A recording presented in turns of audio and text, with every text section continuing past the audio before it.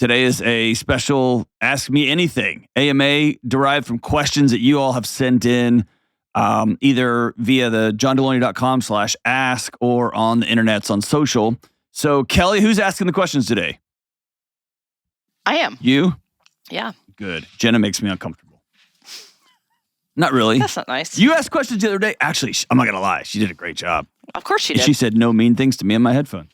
Yeah, well. Yeah, see? I'm still working on it. Out loud, right. Yeah. You kept them all in your all heart. in my head, That was fantastic. I loved it. It made me happy. All right, so let's do this. Let's make internet magic. All right, the first question. Can a marriage work without intimacy?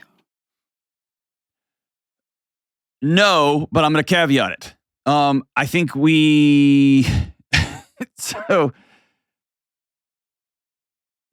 most people say sex.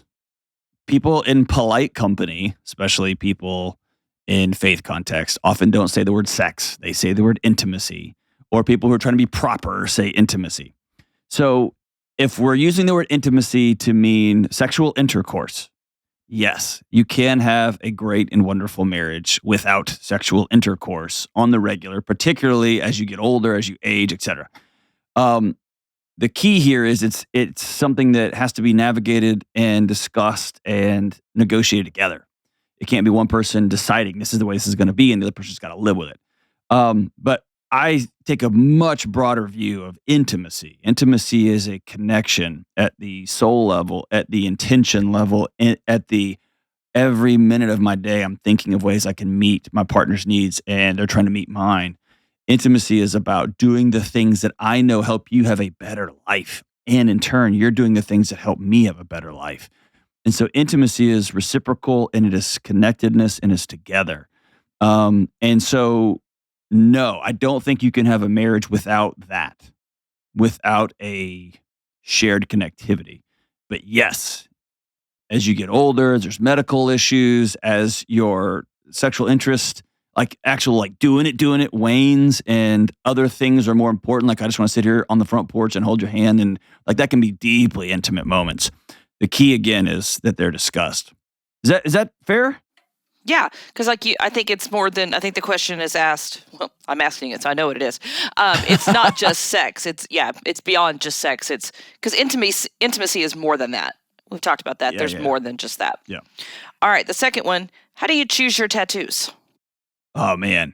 So usually I go with somebody and we take 7 or 8 shots. And I'm just kidding. We don't at all. Usually it's a couple of things. One, like I've got tattoos down my ribs of my children and the kids that we lost, the names of the children we lost at pregnancy. And so sometimes they're deeply meaningful. The tattoos down my back are from childhood stuff. And when I was trying to be a poser, wannabe fighter. The ones down my arm are usually a collection of things that are meaningful to me or kind of dealer's choice. And so I think I've talked about it here. I travel a lot. And so I just decided I was going to start getting new tattoos in every city. And so sometimes, man, there were some pretty sketchy things, but usually it's something that means something important to me. All right. How do you choose yours? That's coming up on another question. Oh, is it? Sweet. How do we let go of blame?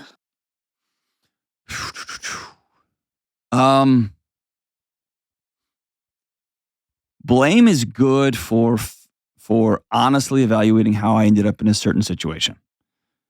Somebody shoved me. Now I'm in the middle of the road. That's helpful info.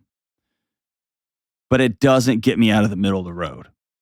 And so I get over blame, honestly, because it has absolutely no help. It's of no help to me in going where I go next. Unless I know I'm not going to go back on that side of the road because that guy just pushed me in the road, right? So it might give me some direction here, but it's not going to help me make my next steps. And so I just think blaming is a complete and utter waste of my time. It just has no value. What about you? You love blame, and like it makes your heart feel good. No, I don't, y'all. Seriously, I'm not that bad of a person, but I have this need in you should take like you should be responsible for the things you did. Probably more to other people than I am for myself, which is not good. But so I tend to hold on to it inside sometimes more than I should. So it's like a justice thing. Yeah. Like, it's this is the way this needs to be. Yeah. Like, you're wrong. And so I'm going to hold on to this. Gotcha. Because clearly that's a good thing to do. Sometimes I'm bad about that whole, it's like taking poison and then hoping the other person dies. Right. I that's something I work on, but it's not an easy thing to let go of blame. Blame's helpful for me in reflection. Yeah, it's like, what is it? Righteous indignation. Indignation. Yeah, I feel like I'm holding on to this because it's makes you holier than thou. Yeah. It's a little bit of that, if I'm being real honest. Yeah, I get that. It's like, I exercise, and that suddenly makes it okay that I eat my body weight in garbage. Yeah, I get it. So I just tend to think that blame is a waste of my time. And so I want to pull that string all the way. So let's say I was sexually abused as a kid, and I have real challenges making close, connected relationships as an adult. Or let's suggest that I was physically abused as a kid. And so when somebody's angry or somebody wants to have a strong disagreement with me on the basis of my ideals or my ideas, like at work or in a marriage, I instantly hide. I run. Those things in my childhood happened. No question about that. And my body naturally created defense mechanisms so that those things would be less likely to happen in the future. No question about that. But for me to continue as an adult to blame what happened then for the things I need to do to be well and whole and treat people with dignity and respect in my life as an adult, it does me no good. I can't bring them from the past to make right my present. It just does not how it works. And so I just tend to, on the whole, blame's a waste of my time. I'd rather be about what comes next. How do I get to the next place? How do I participate in healing? How do I get a new group of people to walk alongside me? Nice. All right. Top three favorite books on parenting and relationships. Okay, say that one more time. Top 3 favorite books on parenting, and then top 3 favorite books on relationships. Oh, geez. That's easily the most common question I get is questions about, hey, what books. I almost thought about getting a master's degree in library science just because of how often I get that. I think my number one parenting book of all time is Hold On to Your Kids by Gabor Mate and Gordon Newfield. Hold On to Your Kids, an absolute masterpiece. Everything Gabor Mate writes is a masterpiece. That guy is just like an international treasure. He's from Canada. Otherwise, I'd call him a national treasure. There's another book out that I haven't read. This is me being honest. I haven't read it. It's called Baby Bomb by Kara Hoppe, Hoppe, I think. And she has another author, Stan something. I've had it recommended a bunch. I've got it on my shelf. I haven't read it, but I think it'd be worth picking up just from the people who have recommended it to me. I highly trust. And I don't know that I have a third, probably Scattered by Gabor Mate. It's a book about ADHD, but it has a broader picture about raising kids and stress and maternal stress and paternal stress. And so that's a phenomenal book. As it comes to relationships, The New Rules of Marriage by Terrence Real is extraordinary. Come As You Are by Emily Nagoski, the book on sex. It's more about a relationship between a woman and her body, but I think the men that have read it find extraordinary value in it as well. And I think it's a great book that couples can read together. And Lori Gottlieb's, is it Maybe You Should Talk to Somebody? Yes. Is that right? Yeah. That's an extraordinary book as well. Anything by Esther Perel. What about you, Kelly? Do you have a parenting book that means something to you, or relationship book besides the Karma Sutra?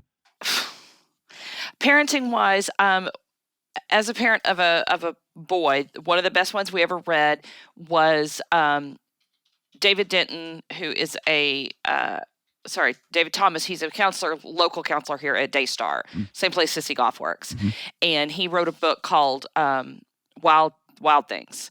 And it has been the most referenced book in our house for raising boys.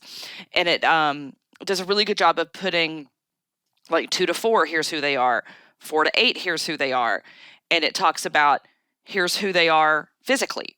Here's where they are emotionally. Here's what they need from mom. Here's what they need from dad. Here's what they need from outside sources. Here's what they need spiritually, And then like to the point, we're at the point now where it's like, Mom, you're not as big a part of the picture now. And that's really sucks, but so you treat me. Well, there you go. But so here's what they need from you, and here's what they need. And if there's not a dad in the picture, if there's not a mom in the picture, it's like a handbook. That's cool. And it has been amazing how closely, as I've looked at that and then watched our son, he follows those things, and it's been a great one.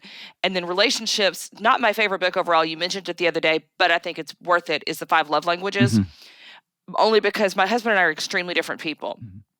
And so I finally read that one, understanding that, well, maybe what I'm doing isn't working. He doesn't understand that that's my way that I show I care. Gotcha. And so that did a good job of the whole idea of it. Like, you have to learn your partner and learn what works for them, because I can buy him gifts all day long, but if to him that doesn't mean anything, it's useless. Yes, and so I agree with you there. That book gives it's a great conversation starter, I think. Yes. I personally don't think there's just 5 love languages, but I do think that provides a great basis for a place to start.